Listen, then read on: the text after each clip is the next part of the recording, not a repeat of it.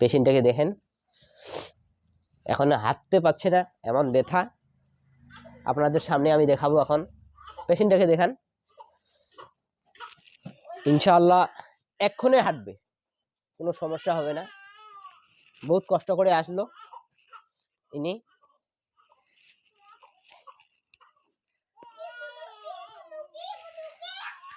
ইনি আমার ওস্তাদ হয়, এনার কাছে আমি পড়েছি।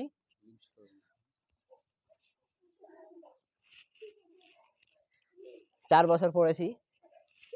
আজকে সুযোগ পেয়েছি খিদমত করার। আপনারা দোয়া করবেন, আমি যদি সাকসেসফুল করতে পারি ইনশাল্লাহ এক্ষুনি সেরে যাবে। আপনারা শুধু দেখতে থাকেন।